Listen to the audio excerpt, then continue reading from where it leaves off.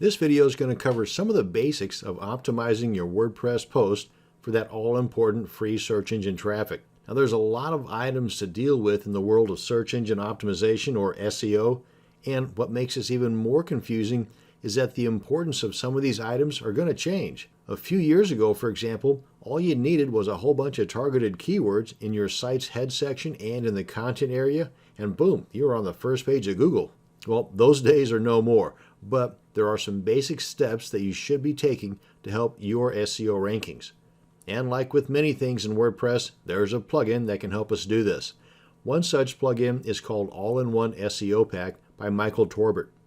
So let's go ahead and install and activate this plugin. And to do this, we need to log into our dashboard area, which I've already done here. And if you've never done this before, it's super simple. Just go on up to the address bar of your browser and enter the URL of your WordPress installation, followed by a /wp-admin, hit enter, and then a box is going to pop up asking you for your username and your password. Go ahead and put those in, click on login, and you'll be brought to this page. And once you're here, come on over here to the left sidebar and hover over the word plugins, and in the flyout, click on add new. Then up here in the search plugins box, type in all-in-one SEO pack, then hit enter.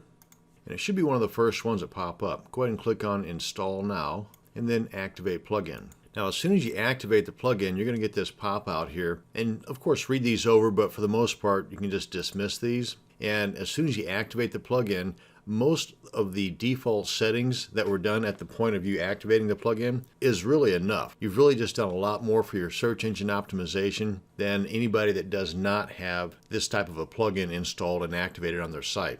But let's go ahead and take a look at some of the settings. Now it does appear up here at the top on your left sidebar. So we're going to go ahead and check out the general settings, and you get this other flyout here. You can go ahead and read that and then dismiss it.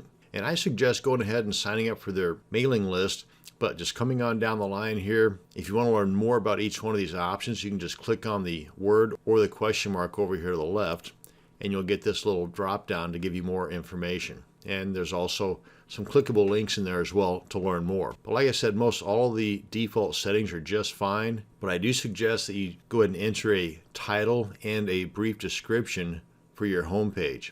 And you have certain limitations here as far as the amount of characters you can use for the title or description. The keywords I really wouldn't worry so much about because they're not used as much nowadays as they were in days gone by. And having said that, the keyword settings that appear on each of your post editor pages, I myself just disable this because again, they don't really mean that much anymore. But if you want to go through the trouble of adding keywords, by all means leave this enabled. Otherwise you can disable this. And I'll show you here in a second where this shows up at on the post pages. But if you just scroll on down here, the title settings, again the default settings are just fine. But if we come on down here to the display settings, I like to leave these as is, but just to point this out, if we were to go into the post or pages page, that being right here, just click on post or pages where it's going to display all of the different posts or pages that you have. The all-in-one SEO plugin adds these different columns. So if you don't want those columns in there for some odd reason, then you just untick this box and then come on down here to the very bottom and click on Update Options. And just to show you what that looks like, you see where those items have been removed from the post page. But like I said, I like to leave those on. But at least now you know what those do. Likewise with the display menu and admin bar, that's this up here. Sometimes that doesn't work for me, but like I said, I like the default settings. And likewise here to display menu at the top, it's checked. If it's unchecked and you save it, then this is going to appear down at the bottom. But that's the display. The webmaster verification, I do recommend highly that you put this information in here. And again, you can learn more about these by clicking on the question mark or the title over here. Having said that though, if there are other plugins installed and activated on your site that already have this information, do not, I repeat, do not put this information in twice. But if you do not have a plugin or have this information installed on your WordPress site anywhere else, by all means add it. It can only help. And to generate some additional love from Google, I would suggest checking this information out as well. And by default, or the global settings for these, I would leave these as they are, and I'll show you how you can adjust that on a post by post basis.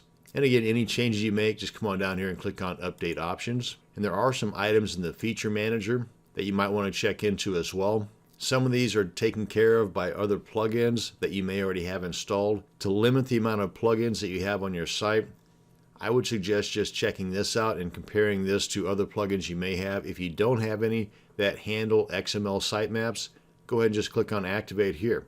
Likewise with social media, robots.txt, bad bot blocker, and so on. But that's the general settings of the all-in-one SEO pack. Now let's head on over to a new post and go through the creation process of an optimized post. Of course, you want to put in the title here and the content here. So with the title and the demonstration post in here, and if you scroll on down, you can see that all-in-one SEO pack has added this additional module to our post editor page.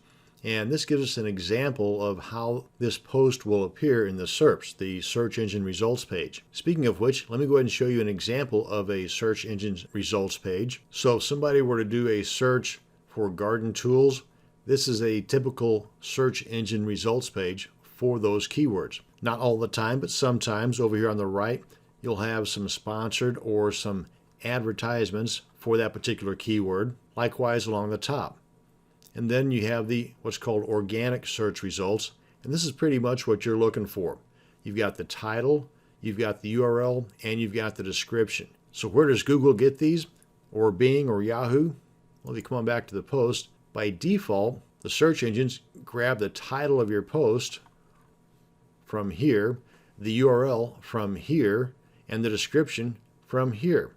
So what if the first item in your post is an image? Well, all the search engines are going to get is maybe some meta information like the size or the dimensions of that image. Or if you have a title attribute to that image, they might pick that up. Well, you're not really going to want that. You want to have more control over what the search engines are going to put in the search engine results page. And that is where all-in-one SEO pack comes into play.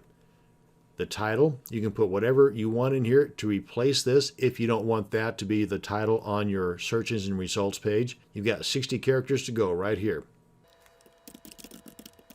For example, and the URL, I should have mentioned this earlier, but if you have not yet adjusted what's called the permalinks, that's the basic structure of your URL.